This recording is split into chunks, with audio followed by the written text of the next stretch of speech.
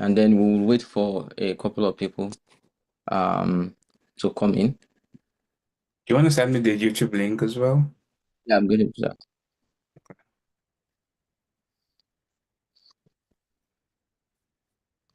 And then we'll wait for a couple of people. So we're live now.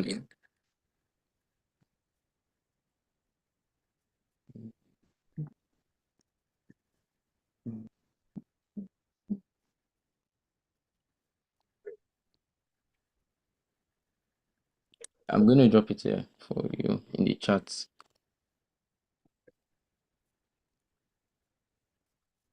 Mm.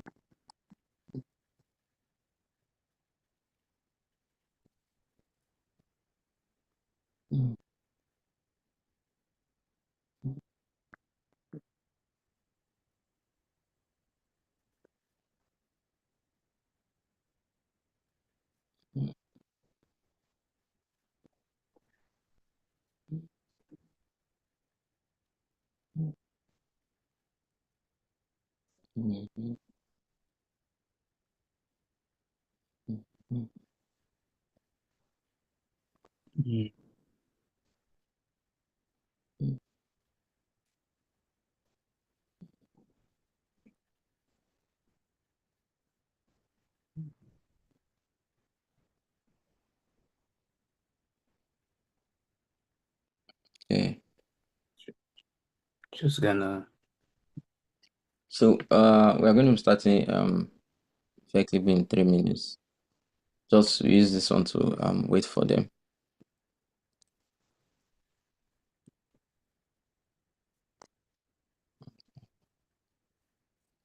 So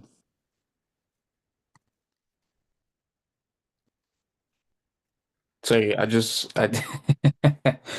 so I have the live opened on my iPad and I was looking at uh the lag differences seem to be like, yeah, about 5 or 6 seconds up to um 25 seconds.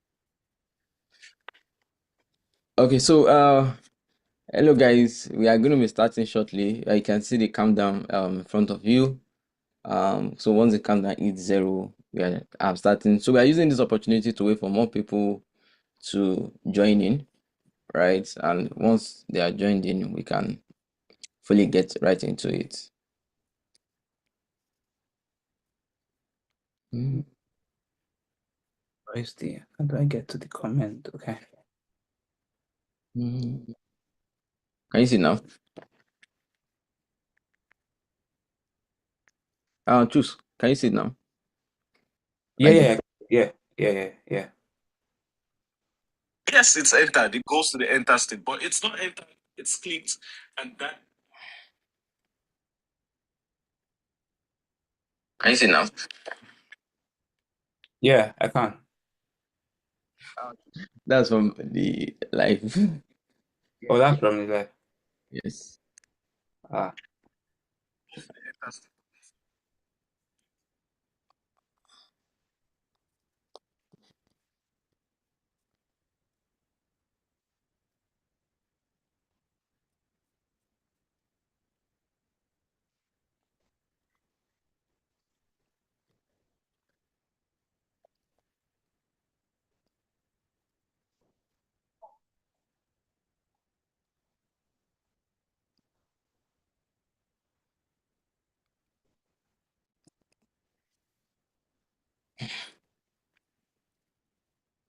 Yeah.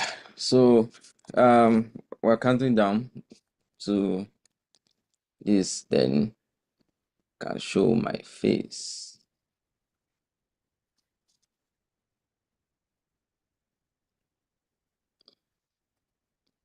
So yes, it's like 24 seconds behind.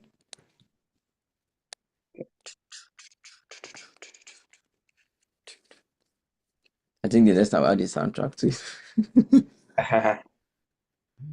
So it doesn't feel boring.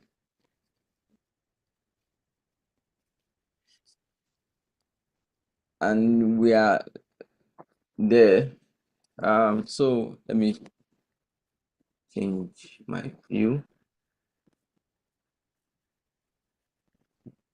Where is it? Where is it? Where is it? Where is it? Where is it?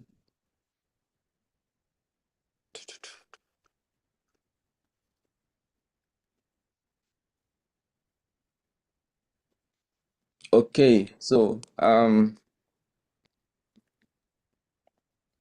hello guys, welcome back to another session. Today I'm going to be learning from one of the very best in the design industry. Is no other than Chukwuka Ezeoke. Chooks, are you there? Your camera is blurred out. Hold on. I'm not sure why. Oh yeah, you're doing face off off. I like, wait, let me see what's going on with my, am I back now? Yes, yes, can see you Yes, now. come here. Awesome. Yeah. So All right, cool. what? You hear me? Yeah, I can hear you. Yeah, so I you said hi. want introductions? Introduction. Okay. Do you want me to share my slides now after the introduction? Then you can, after the introduction, then you can share your slides. Well, my my slide is part of my my Okay, okay, introduction is part okay. of my. Okay, if you enjoy this part of your slide, then let's have that. Let's have that. All right, cool, cool, cool, cool, cool, cool. Um, let me share my slides then.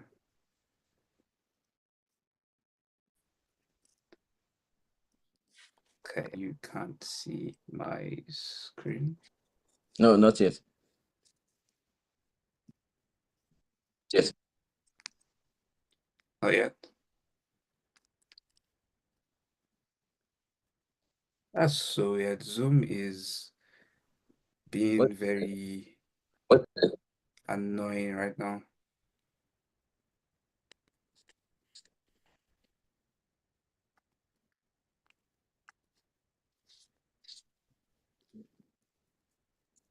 How about now? Yes, yes, we can. Okay, perfect. Mm-hmm. Okay, cool. So hi everyone. Uh, my name is Chukwuka. You can call me Chuka, Chuks.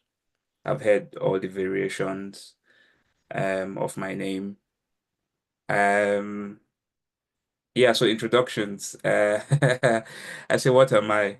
And I say I'm still finding that out. Because obviously you become as you go through life, you change and all of that. But at the moment, I am a product designer who believes that life is long and you should be as many things as you can be. I know we usually say life is short, but I believe the opposite, and I believe that life is long, and you want to explore and experiment and figure out all the parts of you that you can. Yeah, and I am also fascinated by, how products and design influences people's lives.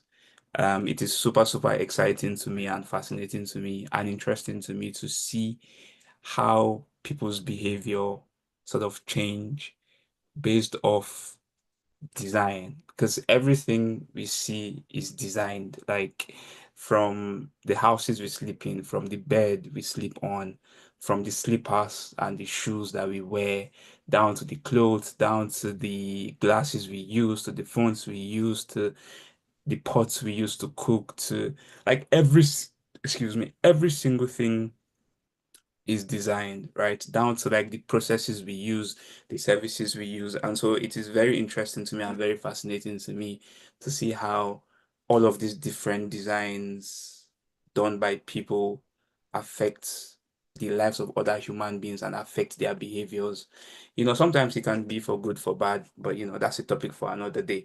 In my past life, I have co-founded a company and a couple of communities, one of which is very prominent at the moment called Untitled Designers.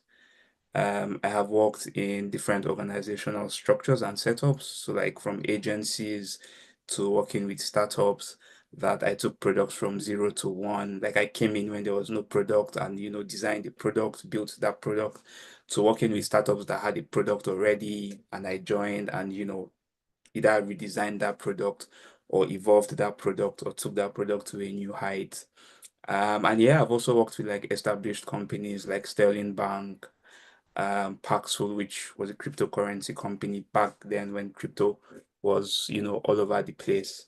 I've worked with a couple of companies in the US, in Europe. In my spare time, I like to go to the gym. I like to lift weights. I do calisthenics. I don't know if anybody knows what that is, but it's basically you trying to control your body weight in sort of very hard kind of positions, like doing like a handstand, standing on your hands, standing on your head, doing like muscle ups where you lift yourself over the bar instead of pull-ups and stuff like that. I love running as well. I run a lot. I go rock climbing.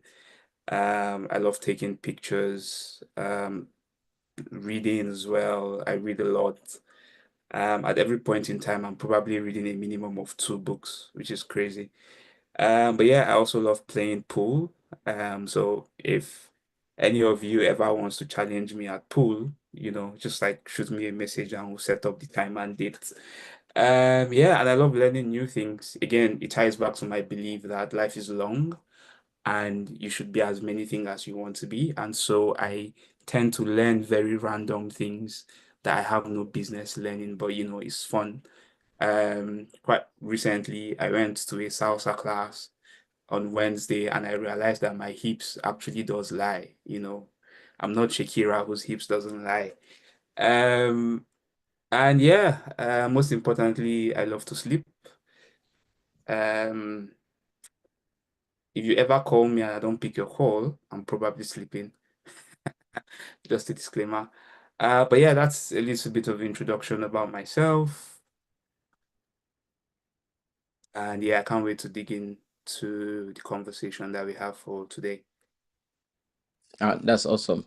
Thank you so much for that. So if you're interested in playing pool, because me, I know that I'm definitely going to lose. So Yes, I don't like playing games where I'm going to lose. so maybe I should say this. First of all, I'm not a pro, right? It's like I just play for fun. So if you are looking for a fun, friendly, not competition, but a fun, friendly sparring, then hit me up and uh we'll go play sometime. Okay, that makes sense. So, before we continue, can you kind of like set the pace for people who are just coming to this class so that they can have an understanding of what they are going to be getting out of this class today? Yeah, absolutely. So we are going to be talking about your growth as a designer. Now, of course, when you talk about growth as a designer, it is elaborate, right? It's a big, it's a huge scope. Mm-hmm. Uh, but today I'm going to be talking about it within the scope or confines of your growth, sort of your individual growth and sort of your organizational growth. That's the direction I'm going to come from. So we're going to be talking about things like learning your craft, things sort of the way organizational growth, the growth trajectory might look like as you grow in experience and in years and as you keep working. And the whole idea of this is to help you begin to think about kind of what that future would look like for you, what a future in design would look like for you, especially if this is something you want to do long term. If this is something that you see yourself doing for the next 5, 6, 7, 8, 9, 10 years, 12 years, then this talk is going to help you kind of envision what that time, what that length of time is going to be. So you can intentionally kind of plan what your future might look like, right? It may not be bulletproof. If you have an idea of where you're going to, then you that helps you start to figure out how you might be able to get there. And that's like the point of what we're going to be talking about today.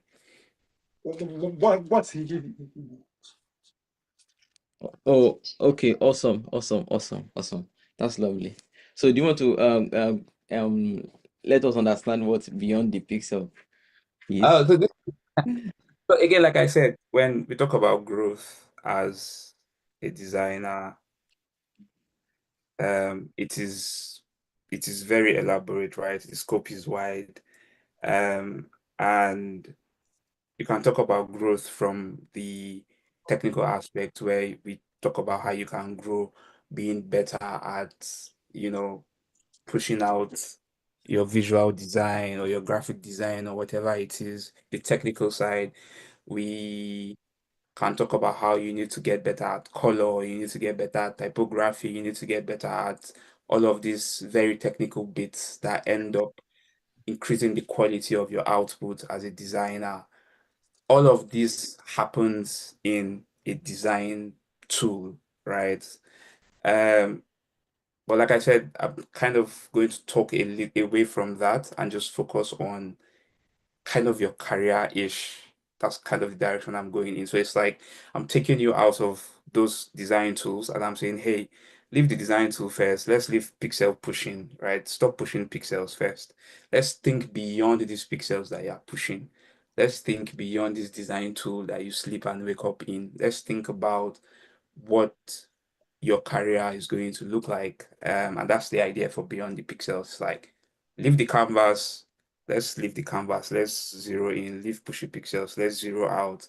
Let's think about what your career might look like in the future and how you can get there, that sort of thing. So yeah, still growth as a designer, but outside pushing pixels, if that makes sense. Yeah.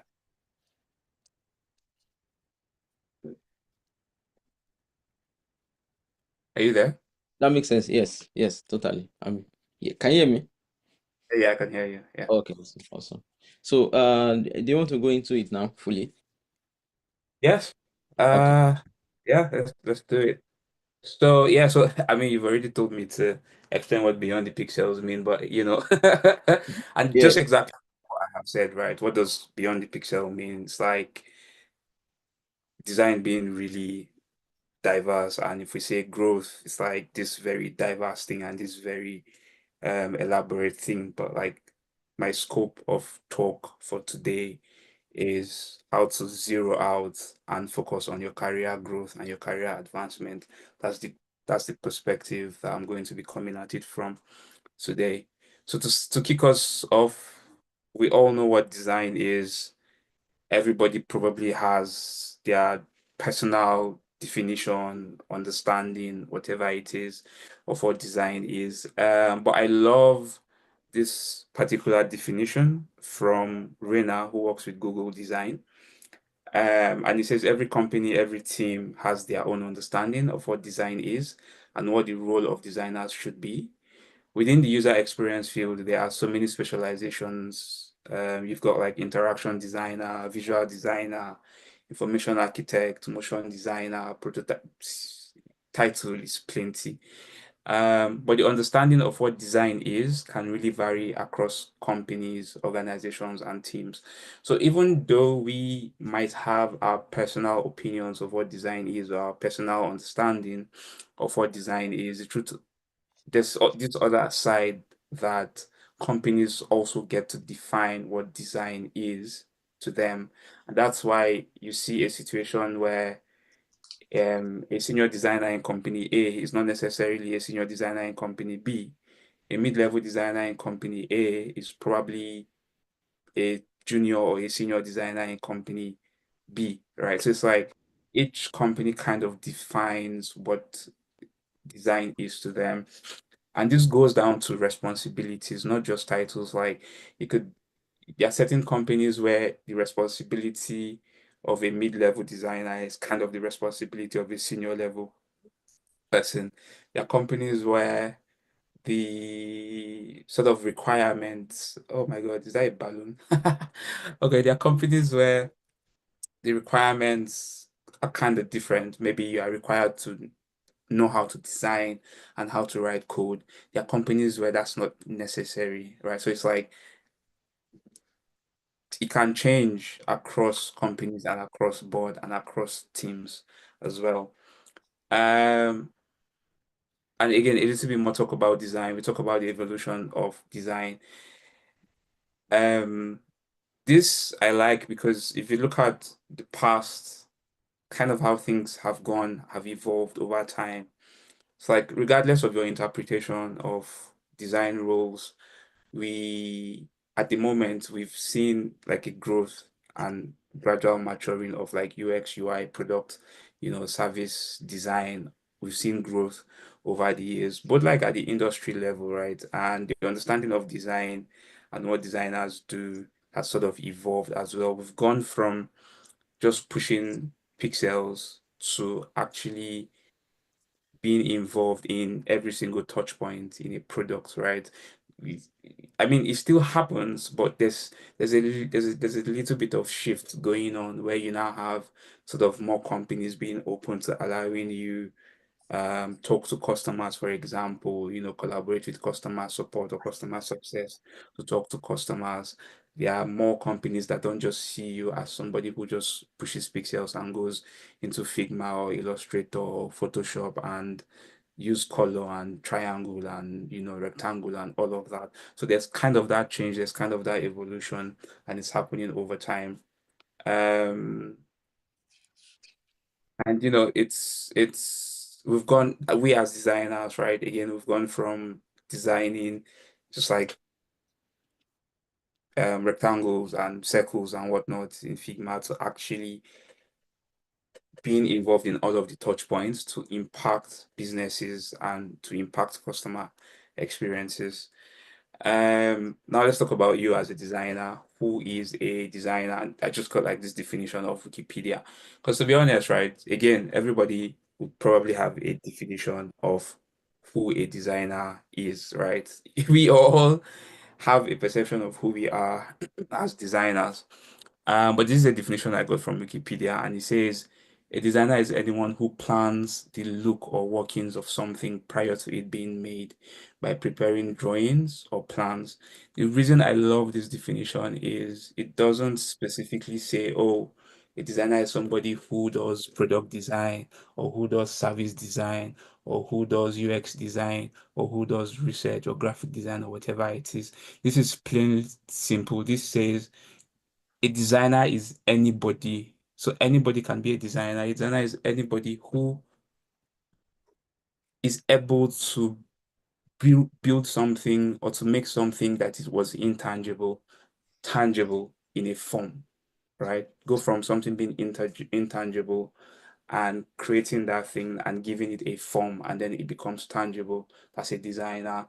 And in practice, this is anyone who creates objects, products, processes, laws, games, graphics, services, experiences. So like our lawmakers, for example, they are designers, but they don't know that they are designers, right? They come up with laws that affect us and they design those laws without knowing that these things that they are doing is actually design. And that's why you need to put you need to put some more effort into like coming up with laws. Because when you come up with those things, they affect the lives of everybody, in Nigeria, for example.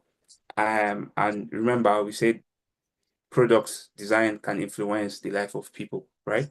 So yeah, so it can be anything, products, processes, people who come up with processes to do things, it's design, right? People who come up with buildings, people who come up with um transport systems, all of these things, they are all designs, and people who do this are designers irrespective. Now, going into the main reason why we are here, growing as a designer outside pixels. There are two major ways, right? You have your personal growth and you have organizational growth. Now, these two aren't exactly mutually exclusive. What does that mean? It means that you don't have to do one or the other. You can do the both of them simultaneously. And that's the idea. If you are able to hit personal growth and organizational growth, that is considered success.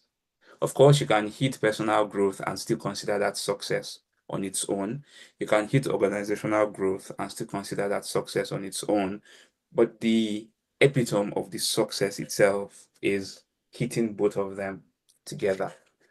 So we're going to talk about each of these in details, starting with personal growth. Now, someone I really, really admire is Julie Zhou. She's currently the co-founder of Sundial, and she used to work in Facebook. She used to be a former VP of design in Facebook. And she actually started as an intern at Facebook, and she grew to the VP of design over the years. That's incredible. Like being in a company for over 15 years and growing from an intern up to the highest rank is amazing, right? And she sort of broke this down in her book, and some of the talks she has given. And I think this is the perfect and the best depiction I have seen so far, because I have checked, I have read like other books, I have done like other research type of thing. There was a time I was really obsessed about my growth and all. I am still obsessed about my growth, but like there was a time I was way more obsessed than I am now. And I did a lot of reading and research and all of that, and I went crazy. But she is the best person that the way she has broken it down is the best I have seen everywhere, and it's quite simple to digest. There are three steps to your personal growth, three stages to your personal growth. The first one is craft and execution. The second one is product thinking. And the third one is influencing skills. And I'm going to explain each of them. Starting with craft and execution. So what does this mean? It's kind of the entry point, the starting point is the foundation, right? The foundational skills you need, the basic skills of design. You need to know your design principles, whether you're a product designer, a graphics designer, a motion designer, an illustrator, whatever kind of designer you are, you need to understand the principles. Now, I am a product designer, but I'm more focused with product design. So I'm going to come at this from product design perspective, but obviously a lot of the things I'm going to say applies to other types of design as well, right? But yeah, so craft and execution, starting point, foundational skills. You need to know your principles. What are your principles of design? You need to know your color theories. You need to know how to play with colors. You need to know how to play with alignment, typography, spacing, proximity.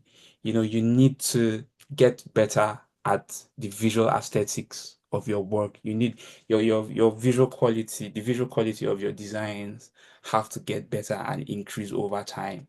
If you don't know how to use shadows in your year one, by your year five, you should be able to use shadows. Year five is even me being gracious. By your year three or year 2.5, you should be able to know how shadows work. You should be able to know how lights hit on surfaces and it casts shadows on surfaces, and how you can bring that into your design work to show elevations and stuff like that. You should know how to mix and match colors. You should know what looks like a good contrast and what doesn't look like a good contrast. You should sharpen all of these technical skills, right? This is what we call craft and execution. You get better at micro animations. You get better at creating perfect buttons. You get better at creating perfect typography hierarchies. You get better at all the necessary kind of technical bits, that has to do with the visual aesthetics of your designs. That is what craft and execution means, right? If you go on Dribble, you will see people who put out stunning and amazing visual designs, products that are like visually excellent and visually wonderful, and you'll be like, how did this person do this thing? This is crazy. This is insane.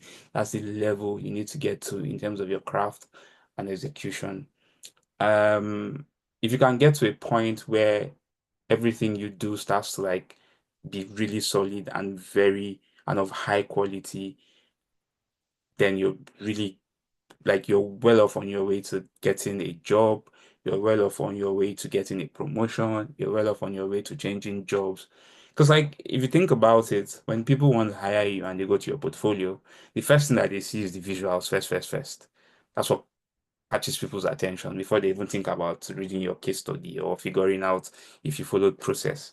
It is your visuals that draws attention. We have a we have a thing in design called aesthetic usability effect, where people perceive that anything that is beautiful or fine, anything that has been made that's really fine or beautiful is usable. But that's not true. Sometimes something can be really fine and really beautiful, but it's not usable, right? But because we are drawn to things that are beautiful and fine, we think that it gives us a better experience. And this is beyond like digital designs. This goes to like cars, this goes to like food. There are some pictures of food you will see and you'll be like, oh man, this food looks tasty.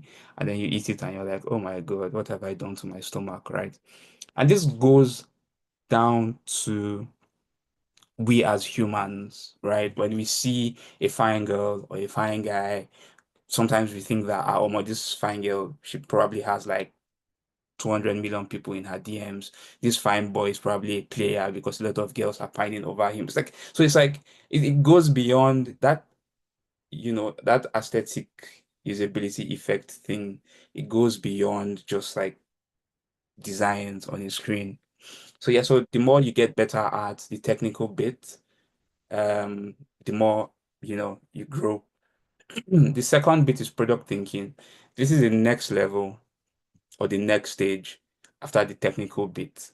Now, you don't have to be a master of one before you start moving to the next one, right? I'm not saying it is a waterfall type thing where, oh, you must stay in this first stage for like 5 years or 6 years or 7 years and get better and get really expert at this before you move. No, you can actually move concurrently. Like like we usually say about the design process, we say it's not a straightforward thing. It's a you can start from anywhere and you can move back and forth as many times as you want. It is not a linear thing. It's a non-linear type of process. It's the same thing here. It's not linear. You don't have to wait until you finish one stage before you go to the next stage. But yeah, so product thinking is the next stage after, craft and execution. When you get to this point, you want to start thinking beyond the technical bits. You want to start thinking beyond designing sign up screen and login screen. You want to start thinking beyond designing dashboard. You want to stop thinking beyond designing a flow, a payment flow. Now you want to start thinking about how does this product actually affect the people that are using it? How does it actually affect the business as well, right? You want to start thinking about if this is a feature, what's the outcome of this feature? Where does this feature sit in our product? Should we even be doing this feature? Why should we do this? Okay, we've launched this feature. Is it performing well? Is it doing what we needed it to do? You start thinking beyond what you are doing in Figma. You start thinking beyond whatever you're doing in Illustrator. You start thinking beyond whatever you are doing in Photoshop. This is where you go deeper into your learnings. This is where you start learning how you can get better at solving ambiguous problems that are not, excuse me, you start learning how to solve problems that are not clear. In design thinking, we call them wicked problems. Wicked problems are problems that don't have a straightforward solution, and you have to figure out solutions that are context dependent. This is where you start thinking and you start learning about how to solve problems like that. You learn and you start having a much deeper understanding of human motivations and behaviors. You can see how I talked about people being drawn to things that are beautiful, even beyond the digital screen. You want to start thinking about what motivates people. You have to start thinking about what people are looking for. When you start thinking about these things, you begin to realize how certain products incorporate certain strategies and achieve things like virality and customer adoption. All of these terms are terms that you start learning when you actually start going into product thinking.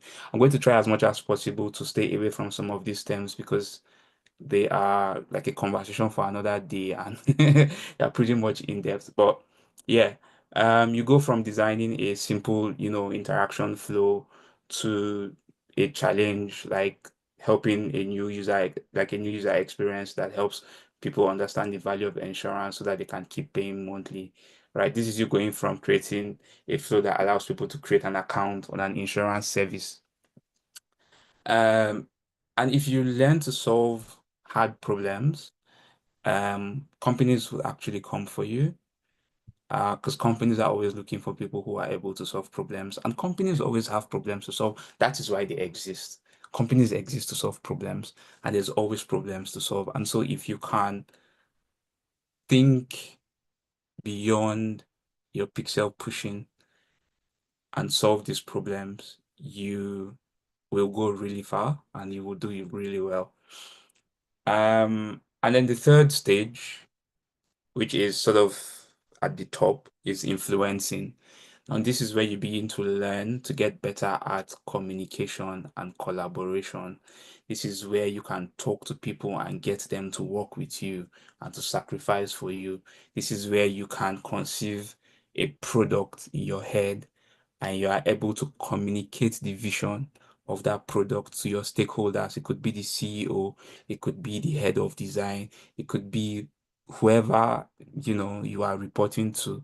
This is where you begin to you are able to say, hey, this is the vision I see, this is what I am thinking, this is how it is going to benefit users, this is how it's going to benefit customers, and then you are able to convince them to support you and to back you up and to rally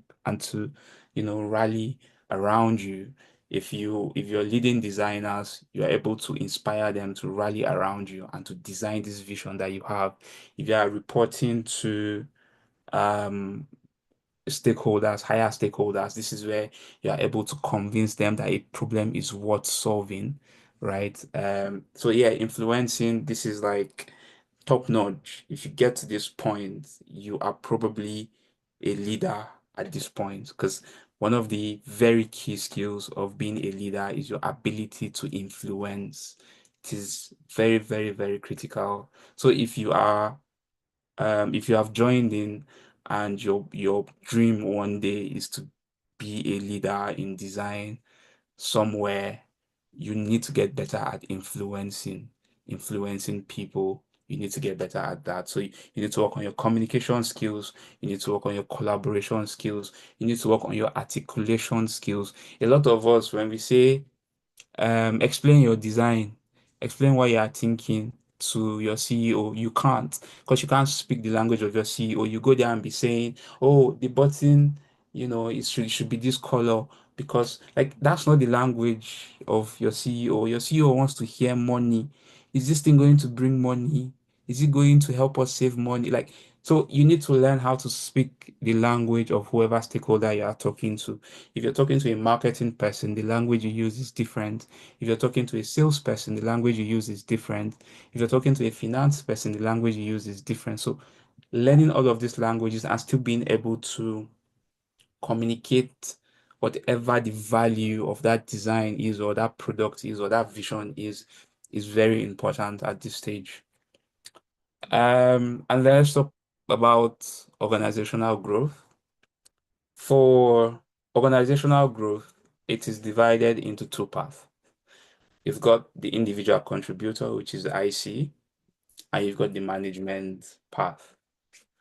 Now, any company you go to either has one of these or two of this, and you have your choice to take either path that you want. Most companies that have one of these most often only have the individual contributor bit. they don't have the management bit. It is very rare that you see a company that doesn't have individual contributor that has management. It is very, very rare. You mostly see a company that have individual contributor, but they don't have management. And then you see companies that have both of them together. So let's go. What does individual contributor mean? This is basically where you just design. This is a path where you just design. So if you want to be in design for the next 10 to 12 years, 15 years, it means that you want to keep designing in your design tool. You want to design in Figma, you want to design in Illustrator, blah, blah, blah. All of your tools. Your own is you just want to wake up, open your laptop, and push pixels. You don't want to lead people. You don't want to talk with, you don't want to stress yourself with management stuff alone. You also want to be able to, keep designing and keep being creative, then this path is for you. So yeah, so here I say if you see yourself in the future as a specialized, experienced professional, aka guru, this is the best path for you. Now, leadership can be required from both the IC path and the management path. Because as you grow in the IC path, you get to a point where even though you're not in management, you're actually leading a team. So you might have a team of junior designers or mid-level designers under you that you have to lead. And so you have to also learn, the things we've talked about, influencing, product thinking. You need to think, you need to learn that as well. You need to learn to be a role model to those designers because you're going to mentor them. That's one of the requirements as you grow, or as you go up the ladder. You have to learn to mentor. You have to learn to inspire. You have to get better at articulating, like I said before. You have to get better at teaching. You have to get better at executing your visions that you have in your head.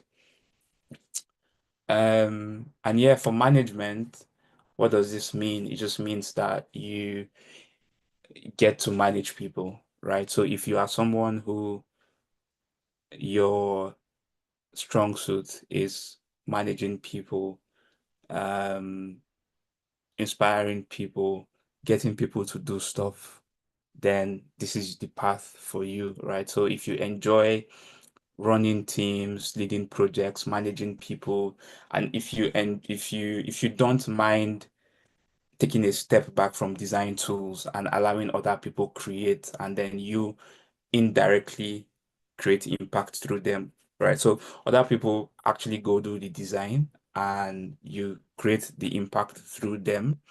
Then this is for you, right? So if you see yourself as a design executive in the future, you know, if you want to have a chief something in your title, then the management path is the path for you.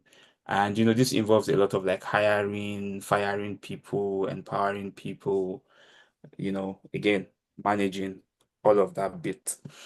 Yeah, and here I give a disclaimer. I'm like, you'd have to be willing to miss the craft, meaning you have to rely on other people for your own success, and you have to be willing to do away with not accepting, not getting credit, right? And getting people to do what you want and managing yourself. Now, again, if you're an individual contributor, you are still doing the craft, you are still going into the design tool and you are still designing, and you are still doing stuff. So you don't need to rely on other people for your own success. You're creating your success for yourself. And you're getting the credit directly. But if you go the management route, it is everybody working under you that is doing the design. You're not going into design files. You're probably just reviewing designs. And the higher you go, you probably will not even be reviewing designs because you would have people under you reviewing designs. And the only thing that you are doing is strategizing and creating the vision and trying to figure out what the business wants, what the company needs, or what the business needs, and trying to figure out what the users want or what the users need, and then trying to marry that, and then trying to create a vision or a strategy, whatever it is, out of all of those things. And then you now have to break that down into what the people under you can go and execute so that they can create tangible things from this intangible thing that you have conjured in your head. Yeah, so if you and what that means is essentially the people that are doing designs will be getting the credits. Your own is to be making sure that they are getting the credits, they are visible within the company. Essentially, if you're in management, it's a selfless it's a selfless job. A lot of design executives in management, their portfolios, they don't have designs on their portfolios. What they have are just like processes that they've set up, changes, organizational structures, and stuff that they created. That's kind of what they have. So it's a lot of talking, talking, talking, and writing, writing, writing that they have in their portfolios, not visual designs. So let's talk a little bit about what the ladder looks like. And I have both of them side by side. Typically, everybody starts off in a straight line here. You start off as junior. Uh, you start off as junior. You move over to intermediate. Then you move to senior. When you get to senior, that's where things now get interesting. It's now split into two. Down here, you have the individual contributor. So you go from senior to design lead, to staff designer, to principal designer, to distinguished designer. Now, obviously, as you go, your responsibilities change and they grow. And remember, in the beginning, we said companies define who designers are and what design is to them. So what that means is in each of these in companies, the responsibilities of each of these roles might change. In fact, in some companies, they may not have some of these roles because they might combine it, right? So you can see in a company, you might only see junior, intermediate, senior, design lead. In some companies, they may not even have junior. You might just see intermediate, senior, design lead, maybe principal designer, and that's it. In some companies, they have all of this: junior designer, intermediate designer, which is mid-level, senior designer, design lead, staff designer, principal designer, distinguished designer. They all have, again, different roles. I would urge everybody to do a little bit of research around this. Go to ChatGPT, say, tell me the difference between junior designer, intermediate designer, senior designer, design lead, staff designer. Tell me the difference. ChatGPT might give you a generalized difference, but this is where it gets interesting. That I want you, and what I want you to do is think of companies that you admire that are really good with design, that have a solid design team. For example, Google, Facebook, Airbnb, Amazon, right? Microsoft, Uber, Spotify, YouTube. Think about these companies, do some digging, do some research, go to LinkedIn, type design lead, Google, staff designer, Google, staff principal designer, Google, distinguished designer, Google, and just look at what the responsibilities are. Go to Airbnb, type the same thing, look at what the responsibilities are. Go to Spotify, Amazon, like whatever company you admire, type. You would see the differences. You would see the differences in kind of these roles, and it begins to give you an idea of the skills you need to have and the things you need to learn over time to sort of get to some of these places or to some of these roles.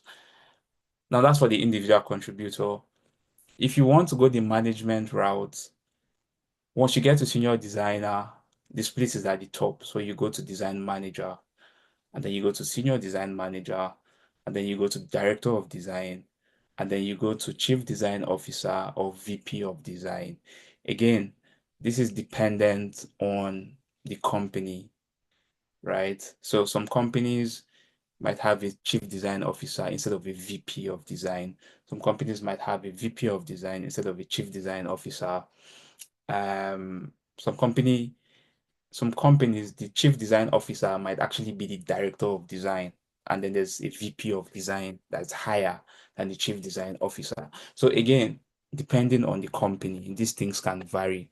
But again, the same thing that I said for individual contributor, go to some of these companies, check out what the roles and responsibilities are, so that if you want, if where you if where you want to be is, in management, you can start preparing your mind now, and you can start working towards some of those skills that you would need when you get to that point.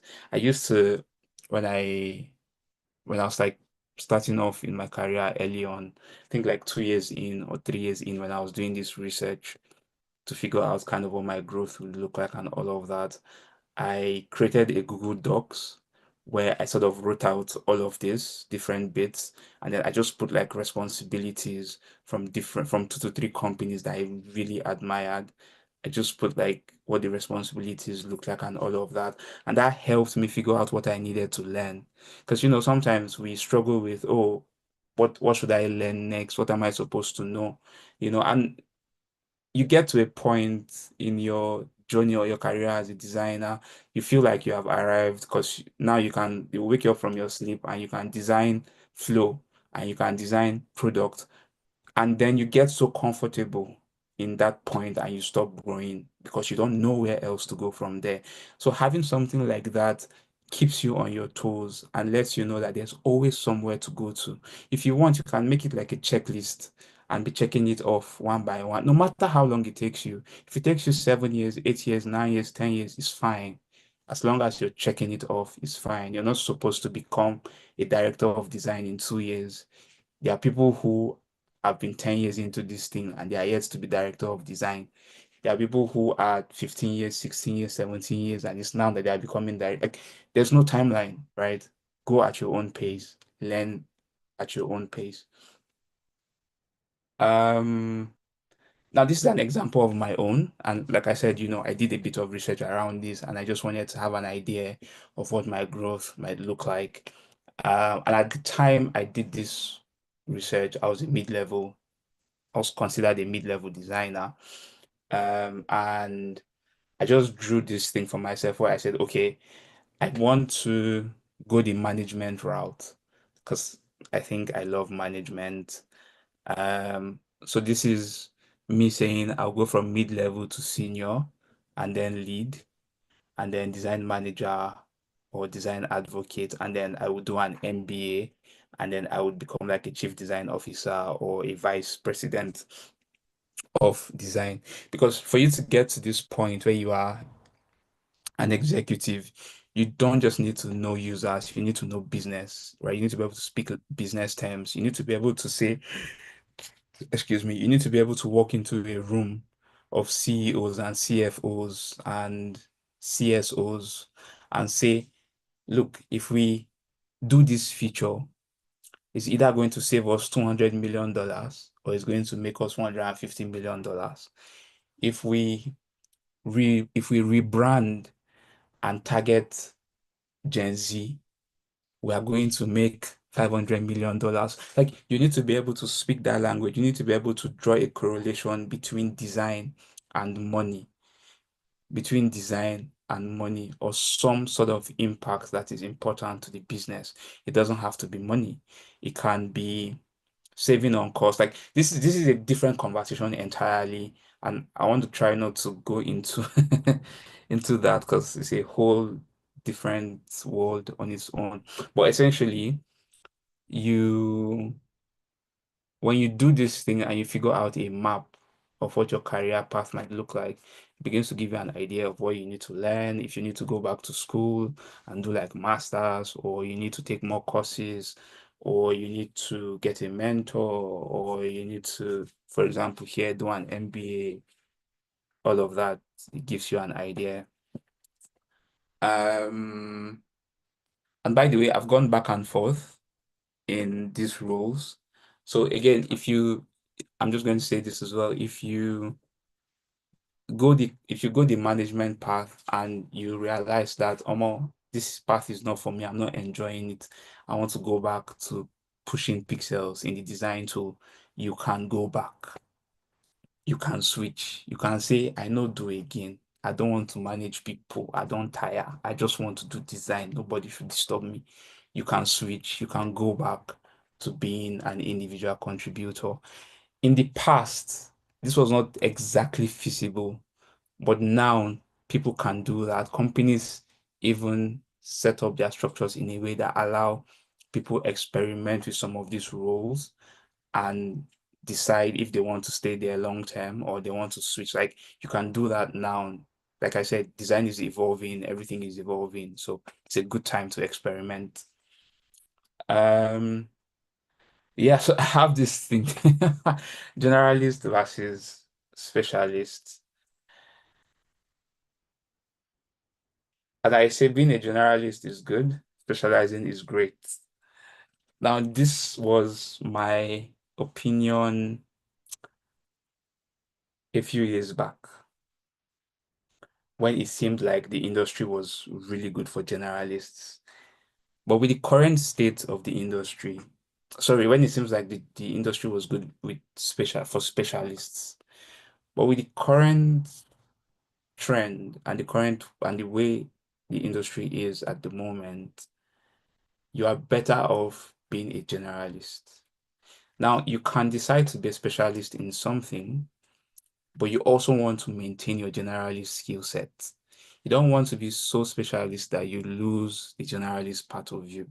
So if you are very good at motion design, for example, yes, you can specialize at being at doing motion design, but you also don't want to lose the UX, the UI, the research part of that spectrum.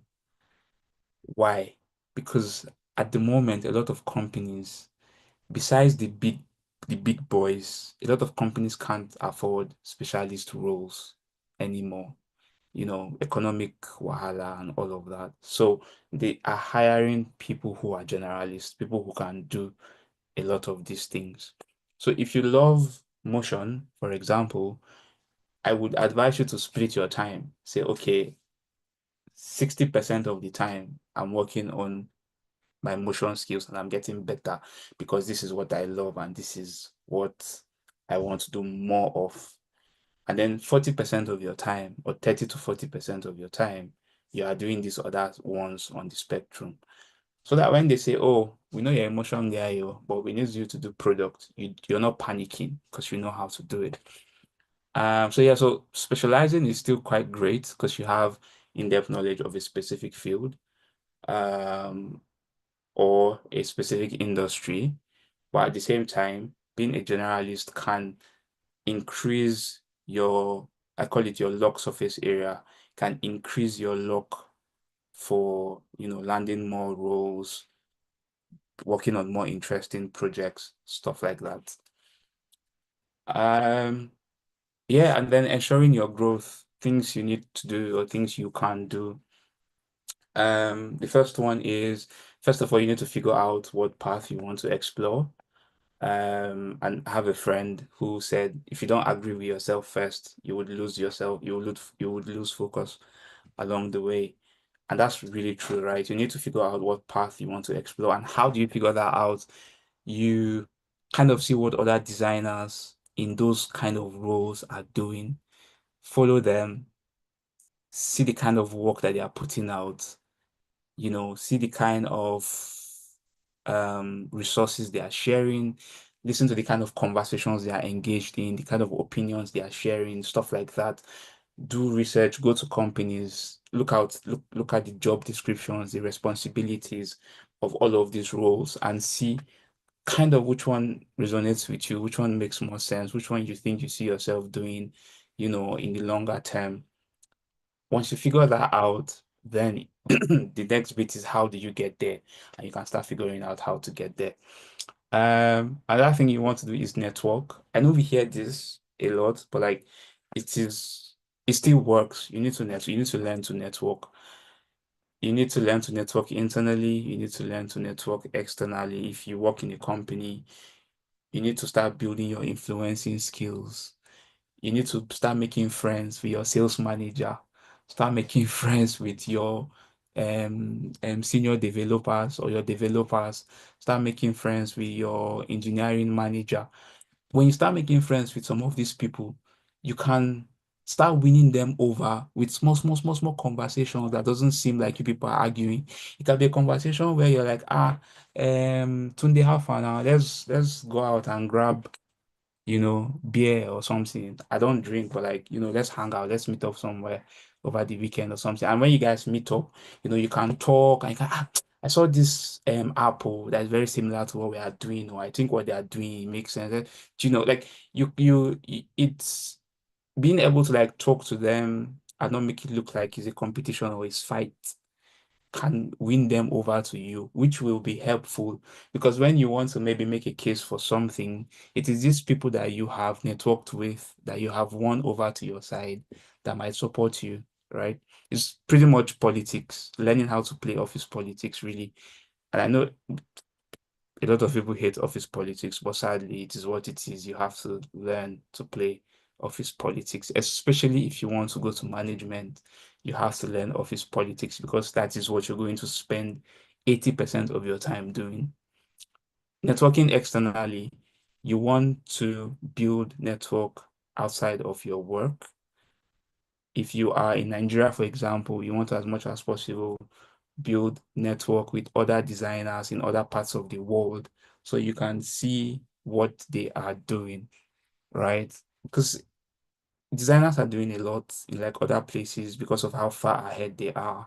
And so if you kind of um connect with these people and network with these people, you can see where their head is at and you can see what they are doing. And that in turn feeds you and grows your imagination of what is possible and what you can do.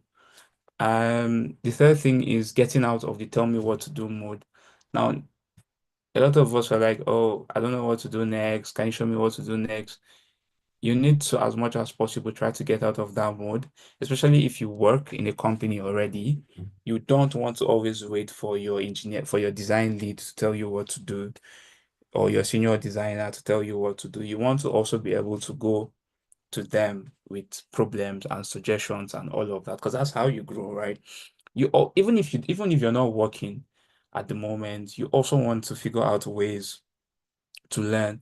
I remember when I wanted to learn research, when I wanted to get better at research, I picked up pet projects. I had no intention to design, to do high fidelity for those projects. It was just, I just think of a problem that's fun. And I just say, okay, where can I find users, potential users for this kind of product?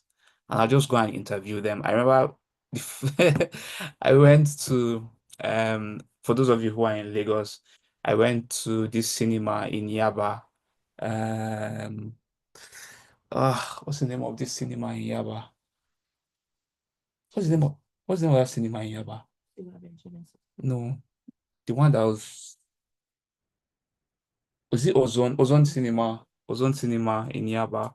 I remember going there and I thought of a problem similar to movies. Like it was a problem that was supposed to solve something around the cinema type space, entertainment space. So I went to the cinema and I met yes, yeah, yeah. And I met I just walked up to people and I just like, hey, I'm a designer, I'm working on this thing. Um, I'd love to talk to you about your experience watching movies or booking tickets. It's just going to be 5 minutes or 10 minutes. Some people said no, but that's fine. I did not expect everybody to say yes, right? Some people said no. If you say no, I move on to the next person. And I got like 6 people that agreed to talk to me, and some people went over five. Like I remember talking to this couple. I talked to them in fact, they were the ones that called me because they saw me talking to another guy. And when I finished talking to the guy, I think they overheard some of my questions. And so they like called me and they're like, oh, we had some of your questions, or we have a different opinion from that guy. I'm like, oh, okay, share it with me, you know.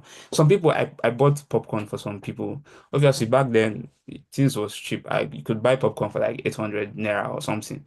So like I bought popcorn for some people. I bought like bottle of Coke, Fanta for some people. Then there was this other time too, I was working on something, and I remember going to hospitals and just talking with like nurses, and I'm like, oh, I'm sorry, I'm a designer, I'm working on something. I did not build any of those projects. I did not. I just wanted to get better at research. And so I did that. So, you don't have to be in the context of your job or a job to learn and to grow. And I just wanted to give that example. Yeah, the next one is be open to feedback and accept the fact that there's room to improve. There's always room to improve. You can always grow.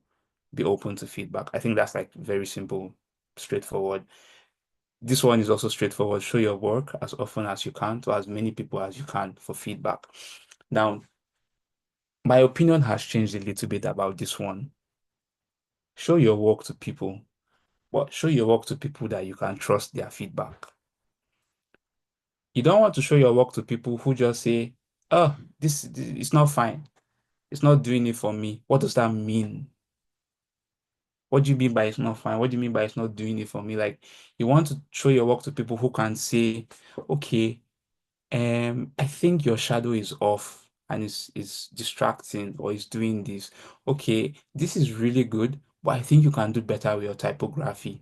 I think what's the message you're trying to pass here? Maybe if you increase the weight here, maybe it will make more sense. Maybe if you increase the font size here, maybe it will make more. Maybe if you change the layout and you make it like this, maybe it will make. Those are the kind of people you want to show your work to, right? To give you constructive feedback that you can use and you can do something. It's not to show your work to every Tom, Dick, and Harry. Next is work on your growth areas, and this is basically just identifying places where you need to grow and start growing there, right? And you need to be able to ask questions all the time. Ask as many questions as you can, as much as you can. Ask questions to yourself, ask questions to other people. If you work, when your manager says go and do something, say why. You get why are we doing this thing? If you say change the text from center align to left align, say why. Why are we changing it from center align to left align, right? If you're not working at the moment and you're working on a project, ask yourself why. Why should this thing be like this? Why shouldn't this thing be like this? Stuff like that. If you read articles or you read books and you see things, question it, say why, you know. Yeah, so again, raise your hand and try everything. When I was introducing myself, I said I'm a designer who believes that life is long and you should be as many things as you can. This is where it ties in here as well. Like try everything you can try as a designer. Service design, product design, motion design, Illustrator, if you have the time, experiment as much as you can. It only makes you a better designer. If you want to write code, write code. If you don't want to write code, maybe have an idea of how code works. It makes you a better designer. Especially now that we're going that we are AI is sort of making waves and people are using AI to do stuff. Designers are using AI to build, engineers are using AI to build, everybody's using AI to build. If you don't know how code works, you might struggle even as a designer building with AI. So you don't need to even write the code, just know how it works, just know how to interpret it, how to understand it. If you see H1 tag, do you know what it means? If you see a CSS styling, do you know what it means? So stuff like that. Read books. Here I say read books about human culture and psychology, but the truth is you can read beyond that. You can read books on anything you want. They all help make you a better designer in the end. And I say live your values. If you have values, you want to live them. Again, I have a value, which is that you can be as many things as you want to be. And I try to live that by being a beginner at a lot of things, and I learn a lot of things. And you would never believe how I am humbled every day. I try to learn something new. It's like you think that you sabi, but then you now try to learn something and you'll be humbled. It helps keep you grounded. For me, it helps keep me grounded anyway. Yeah, so be a collaborator, always be open to collaborate with people. That's how you grow as a designer.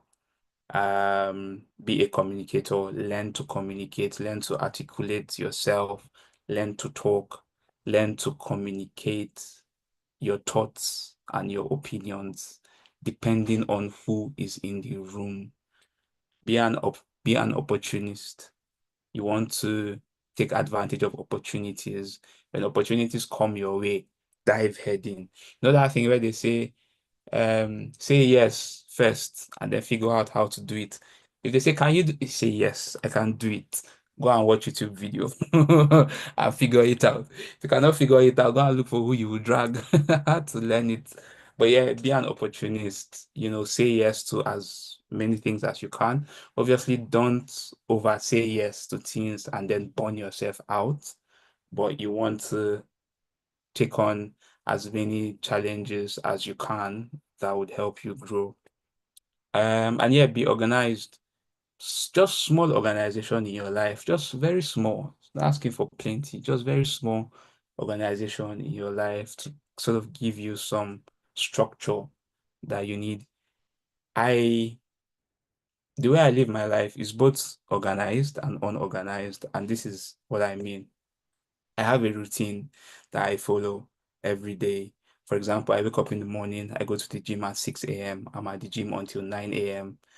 and then I come back um home because I work from home. I come back home. I work from 9 a.m. up until like 5 p.m. After that, I'm pretty much flexible with anything else I want to do. It could be going for a run, it could be going out with friends. It could be going to see a movie.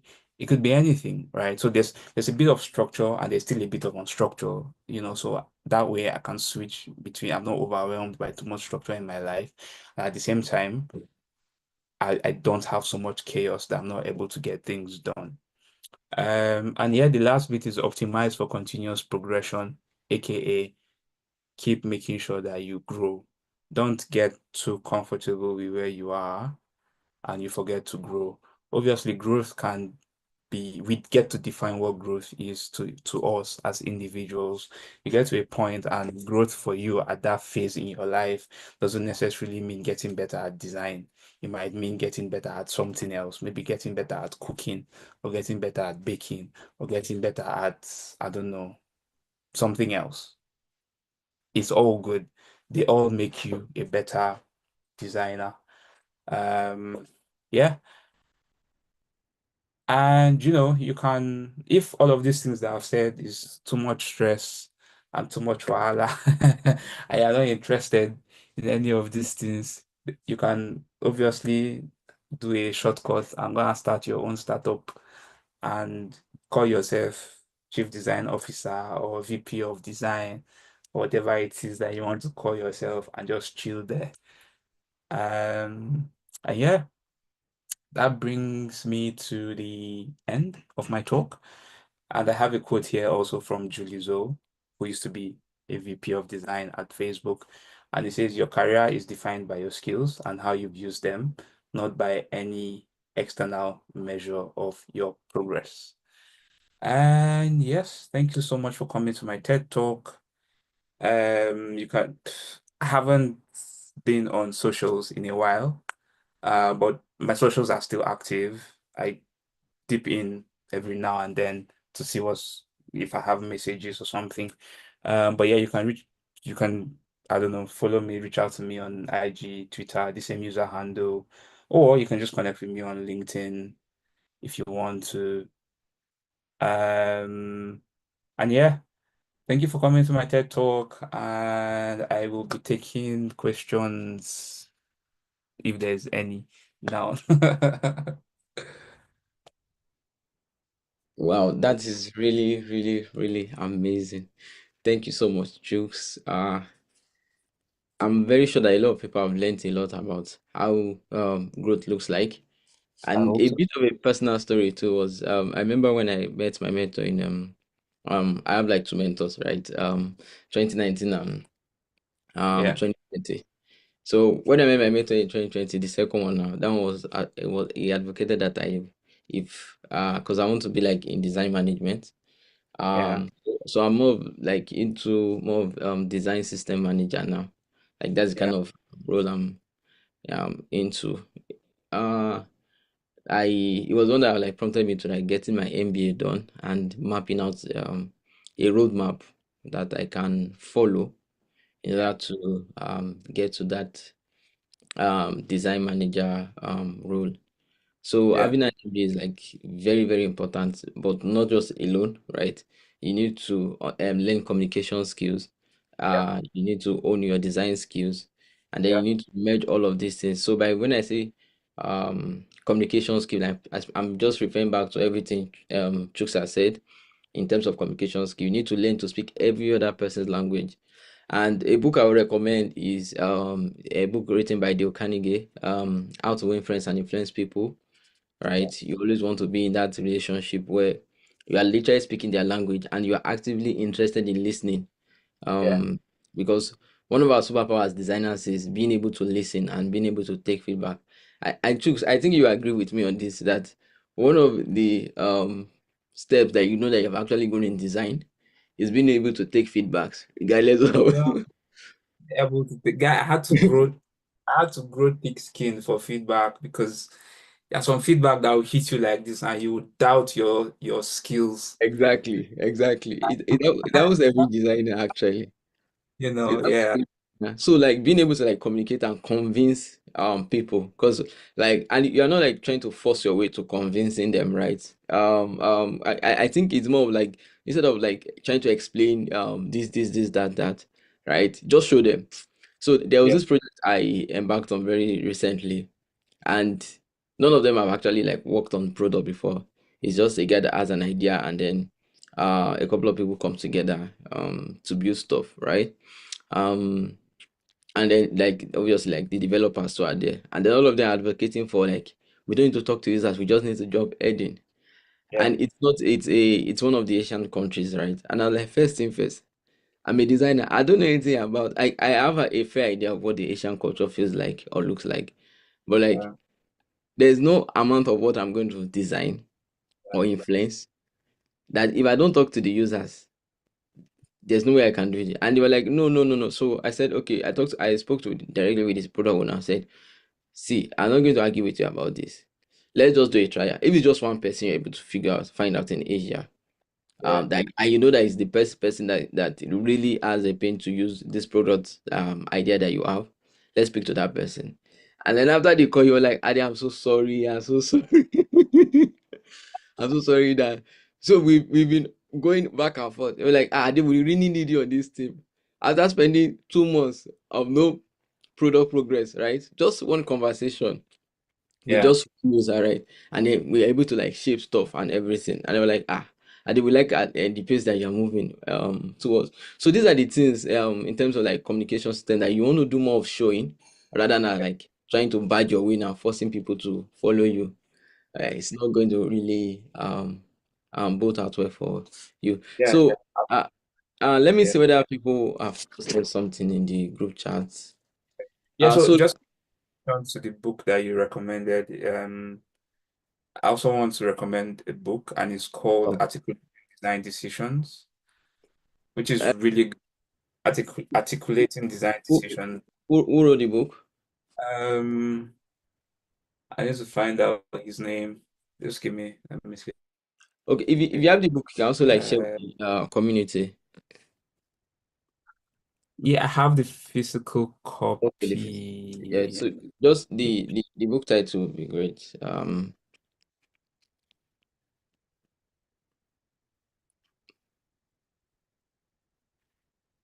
Forcing people. Mm, Articulating Design Decisions by who's the author again? Let me see. By Tom Griever. Okay. Yeah, articulating design decisions. So communicate with stakeholders, keep your sanity, and deliver the best experience. It's really good in teaching you how to talk about your designs with different stakeholders.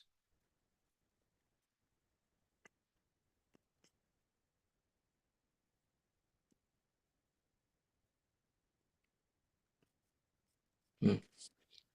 Okay. Okay. Questions? I think Sunny Thomas has a question. Okay, says uh, so no, I think there's some questions before Sunny's own. Sunny. Yes, Sunny. Uh, Yeah. there's a question from Abimbola that says, in the tell me what to do, when do you suggest we should ask the questions to a management setting? Or do you mean we try to solve the problem first? When do you suggest we should ask the questions to a management setting? So I'm guessing this is when is the appropriate time for us to ask management questions? Mm-hmm. Or do you suggest we try to solve the problem first? So it is, it's kind of context specific, but ideally, you should be able to, before you do anything, you should be able to understand what it is that you need to do, right? You can't solve a problem you don't understand. So if management comes and says, Abimbola, we need to redesign our landing page. Your question should be, okay, that makes sense. Why now? Why are we redesigning our landing page? Because, oh, um, maybe Our we want bounce some, was very high. we want something better. We want, you say, okay, well, how is the current one performing? Do you know something it's something interesting that I've learned is Mm-hmm. a lot of designs are clearly orga-driven designs, orga-centered Oh, designs. that's that design. And when you start to ask why, it just falls apart. Mm-hmm. If you don't know how your website is performing and you gotta redesign it, and then people stop coming to your website, it's like you've just gone from frying pan to maybe fire, or from something that was working, you just went and pressed spoil, right? I've seen so many designs that's like that. Or that Yes. So like it's that. like, yeah. So in a situation like that, you need to ask, okay, why are we doing this? And if they say, oh, we just need it to look nicer, you can say, okay, why do we need it to look nicer? They say, because my wife say it's ugly, or my friends say it's ugly, or I don't like the design anymore. This is your opportunity to provide some value. You can say, okay, I hear you. That's fine. We can do a redesign. Don't argue, don't push back. We can do a redesign. That's great.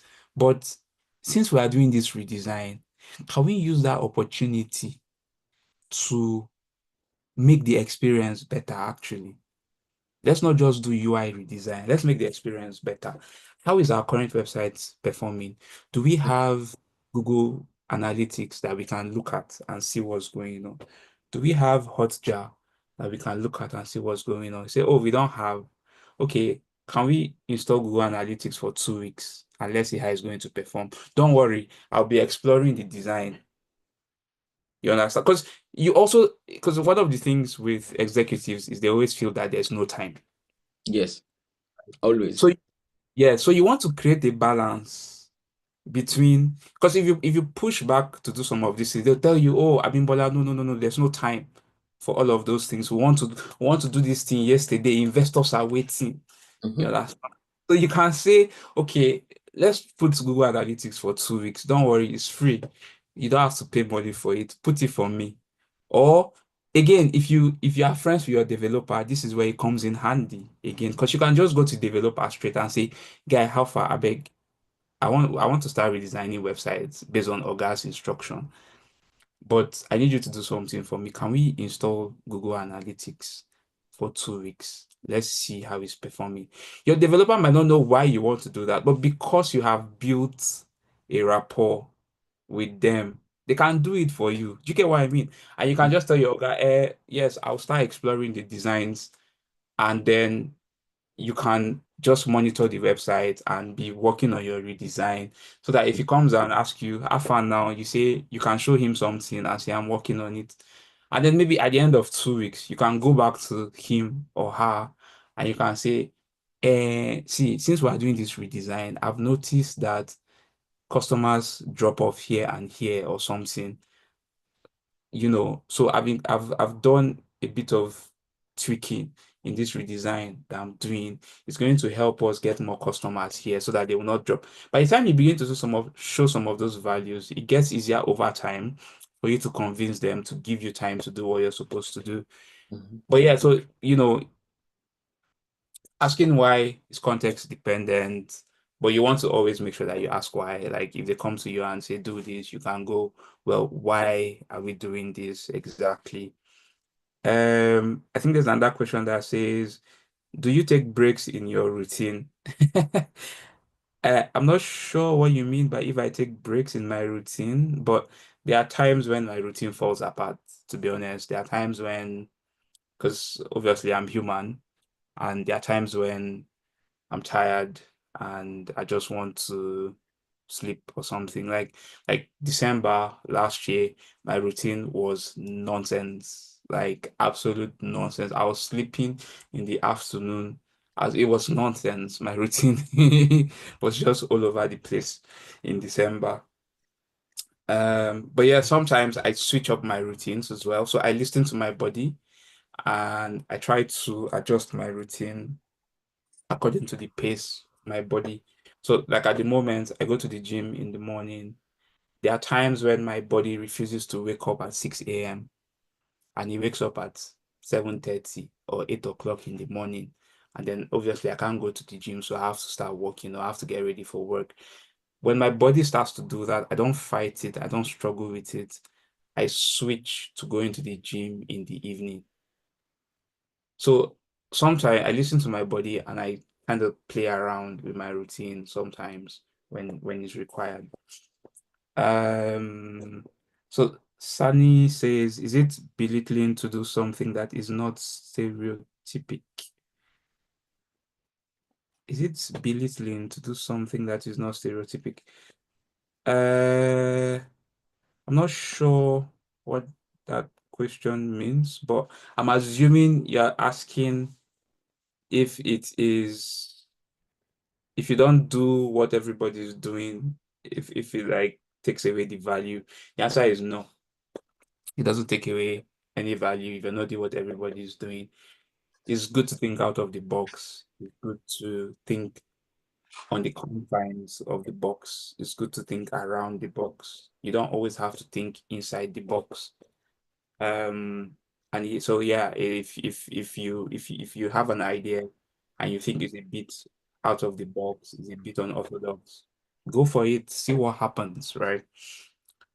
Um, right. So Abimbola says, in terms of growth, when is when is it time to leave a management setting? When you're not feeling it anymore, when you feel overwhelmed by managing people, when you are tired of hiring and firing people and giving people bad news, and when you when you feel like you want to go back into designing, when you feel like you want to go back into the design tool, you leave. Like you don't there's no writing on the wall, or there's no flare in the sky that lets you know that now it's time to change. There's no alarm clock that tells you, okay, it's time to change. You feel it, if you're bored, by doing management stuff. Because remember, management, you don't design.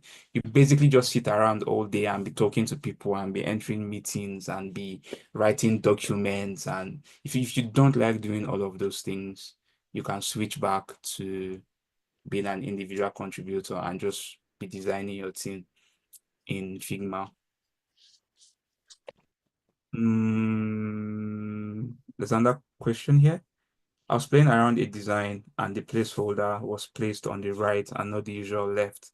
So someone I showed it to said because it is not the usual aesthetic people see in terms of placement, it might not come it might not come as a professional design, which brought the question, do people belittle when it is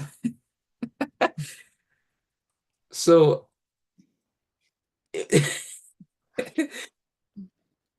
it doesn't. I'm not sure why this person gave you this feedback. I mean, I You know, understand the let me consider. See, let me tell you something. I still said it like in a class I was taking 2 days ago. See, design, it boils down to two things after you have all your data. Number Yeah. one, common sense. Number two, serenity. Serenity in knowing that this thing I've created, is it for my users?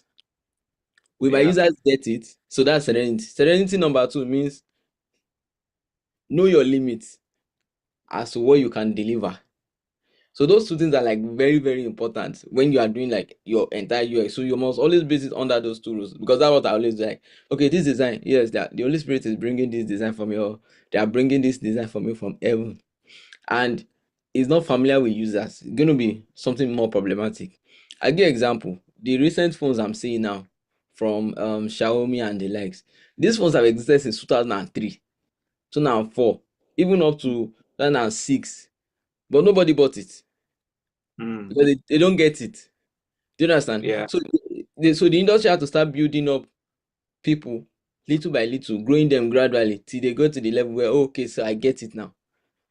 Do you understand? Remember Google Glasses in 2009? Nobody got it, right? Nobody And got shortly after that, you start having like Meta Ray-Ban glasses that people is now a die for. Same thing that came out in like 2009. Do you get? So that's why sometimes we always talk about like familiarity. So the familiarity is actually boils down to common sense. Use of common sense to answer these questions. So, Chooks, you can me finish it up on that note. Yeah. So everything that you said makes sense. And, I understand the intention of this person. I understand where they are coming from. But um, the thing is, so like you said, know your users, right? Now, there's obviously a general sort of mental model when it comes to setting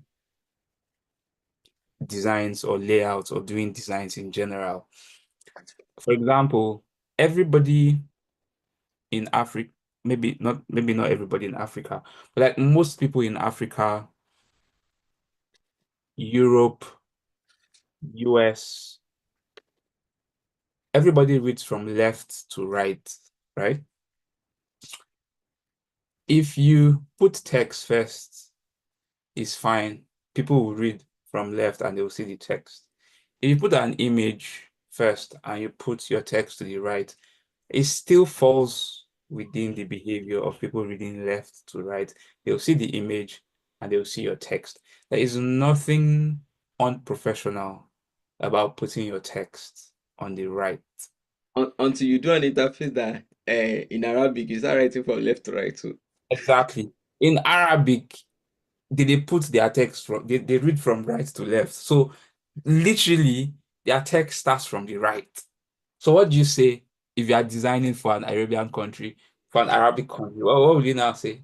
Do you get? So it's like you do again, let's not also forget that design is also making things beautiful, right? Making things fine, expressing things in different ways. This means playing with layouts. That is why you have grids. There's so many types of grids, and depending on how you use a grid, it can do different things. If you're trying to draw attention to the image, the placement of the text in relation to the image is something you have to think about. If you want to draw attention to the text, obviously the placement of the image, the size of the image, how shouty the image, all of these things you consider, that's what makes your design professional. It's not whether your text is on the left or on the right. As long as it is legible, it is readable, your users can use it, there's nothing unprofessional about it. I think there's one more question. How can I provide value to a management aside just pushing pixels, in your opinion? So yeah, so I explained when I was answering one of your questions, Abimbola, I explained, an example of how you can provide value to management by, you know, gathering data and showing that something can be better based on this data that you have gathered. Now, in terms of talking about how to show value to company to management outside of pushing pixels, you have to think about what impact or value means to your company. Depending on the company, it can mean different things. First of all, number one value for any company is to make money. If you can think about any way through which you as a designer can impact the monetary value of a company, you are on your way to providing the value that you are looking for and the impact that you are looking for. Imagine that website thing. Let's say you gather data and you realize that every day you people have 200 visitors, but out of 200 visitors, only 10 signs up. That's about 5%, right? Well, that means your company is losing 95% money, or your company is experiencing 95% loss every day from the website. So if you can tell your CEO or whoever it is and say, based on this data, I think this new design that I'm doing, maybe the previous design, the sign up button was not clear enough, so people were missing it. This new design, you've made the button to stand out, it a pop, right? According to when they say make it pop, you've made the button to pop, it's popping. I am very sure that people will click it because it is popping. And then you launch it, and then sign up goes from 5% daily to 85% daily. That's huge money for the company just because you made a button to pop. It's as simple as that, right? It can be saving the company money, not just making the company money. Because I think also when we talk about impact and value, like I said before, I said when I mentioned this earlier, I said this is like an entirely different this is I can spend another 2 hours talking about impact and value to businesses or to companies. Is an entirely different topic, but you don't just want to think about making money, you want to think about also saving money. These are different ways you can provide value within the company. Saving money. Let's say you make friends with the customer support people. You can tell them, see, when you're listening to customers, when they are complaining, if you see any problem that people have complained about 2 to 3 times, come and tell me or let me know. They can come and say, oh, guy or babe, see, we've had 3 calls in the past, 3 weeks or 4 weeks, and these people complained about the same thing. Maybe they couldn't find a certain information on the website. That's interesting, because if 3 people have that problem, there's a possibility that there's more people that have that problem. So you can say, oh, okay, thank you for letting me know. Can you check maybe some of your call logs if there are similar problems, or can I see your dashboard and see the tickets that you have closed? Maybe that's like, again, it's about making friends and building alliances and influencing, right? To help you do some of this small work where you can create impact outside of pushing your pixels. By the time you do that, you can make a case to your design manager or your CEO or whoever and say, see, we have people that have been complaining about this specific section on our website. Maybe we should look into it. We have like 5 people that have complained so far in the last 2 weeks. Maybe we should look into it. Or if you manage to make friends with your customer support and they give you access to the dashboard, you can go there, query the tickets, and maybe you might find way more than 5 people. And you can take that number and say, we have 25 people that have complained about this thing in the past 2 months. Let's take a look at this thing. And if you do that, you've saved time, because now less people will call about that problem. And if you save time, that's good value to the company because your customer success can channel that time into doing something else. If you now save time to the point where nobody's calling again, obviously it means that your company might have to sack customer success or reduce, how many people they've hired, which is obviously we don't want people to lose their job, but that's saving the company money. Do you get what I mean? So it's like there's so many ways you can provide value. It's like going to your engineers and saying, again, this is, let's say you have knowledge of code in some way. You can go to your engineers and you can say, this our site is taking too long to load, though. And then you go and do some research. I remember when I was, again, in the early times of my career, I used to do research, and I don't write code actively, but I have knowledge of code. So I know how certain things work.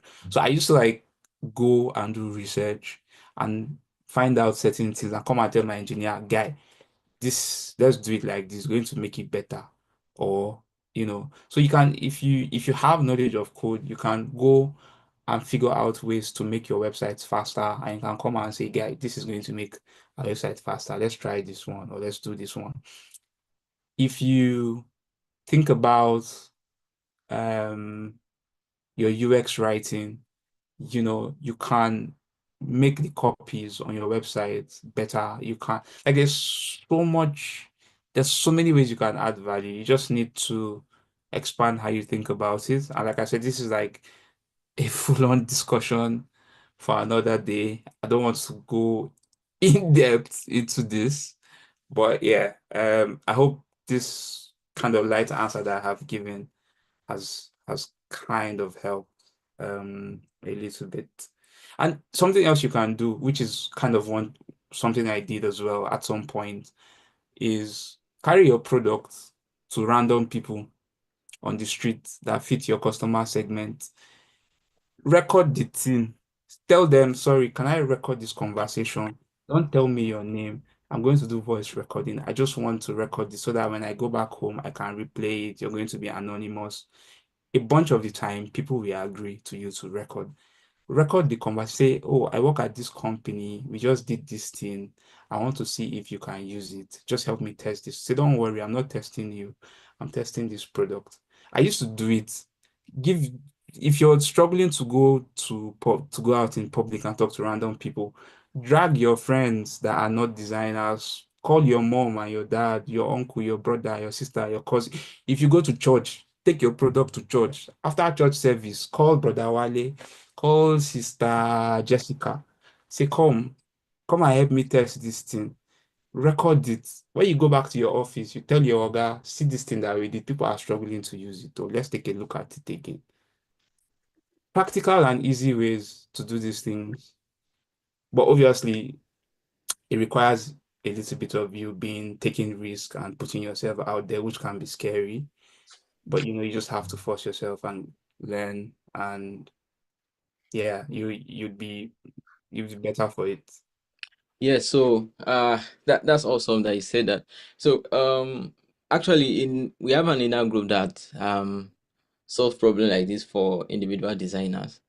So people that subscribe to be part of the inner group, they get to work on real life project that is going to be built, and we challenge them to speak with users, after speaking with users, come up with problem frameworks, and then not just come up with like solutioning on their own, but also like interacting with like stakeholders in that industry and brainstorming with them on like how these solutions can take place. And again, like I feel like it's important that every designer should know how to write code. Like you don't need to be like expert, right? And with the age of AI, um we are calling people that know more of design and less of code, but are able to speak to AI to write the code Yeah. for them, as we refer to them as vibe coders. Yeah. So even me, I like a very strong vibe coder, right? Like I can write code, but I do more vibe coding majorly now. So I even downloaded like this app, it's called Whisper. So all I just need to is a key on my keyboard, and then I'm just talking to the AI, like just with a voice, right? And then when I'm done talking, I'll just maybe go and put beans on fire. I'm gonna be cooking, right? And then the guy is doing the work that would normally take me months to do in a couple of hours or minutes, right? And then I paired it so much so that it's in my earpiece. When it's done, it's going to give me like the update while I'm cooking my beans. So like, and I'm like, okay, I like what you did. So like, think of it like an assistant secretary that's doing stuff for you while you are cooking stuff, and it has even bring like a new source of income for me, because like I could just think of an idea, look at an industry, pitch it Yeah. to owners of companies, and in 2 3 weeks, once I figure out, oh, this is exactly what their problem is to look like, right? Collaborate with them on the solution processes, and then come up with an early mock-up prototype, like thereby skipping Figma totally. It doesn't have to be nice, it just has to be functional. That's the way I process stuff, right? Then once it's fully functional, like, oh yeah, we like this idea, then we now go back into spicing it up and painting and polishing heads and nails and stones. So that is it, guys. Thank you so much for taking out time to come here to attend to this class.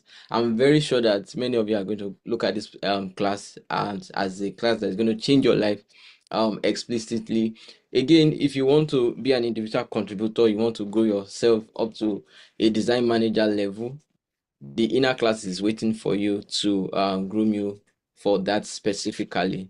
So do well to take the advantage for that. So because the essence of this class is to show you the possibilities of the things that you are missing out there, right? And that's why we're releasing all these classes. And we want to say a very big, massive thank you to Chooks for taking out. I know it's not easy. We even broke his routine today. I'm so sure of it. So, we're sorry for breaking your routine, but we are still going to need you multiple times, right? Uh, Yeah. and one of the questions that I don't want you to answer it, but since that you guys should look forward to is that I've reviewed a lot of case studies. I think over like 500 or 1,000 case studies now, in my few years in design.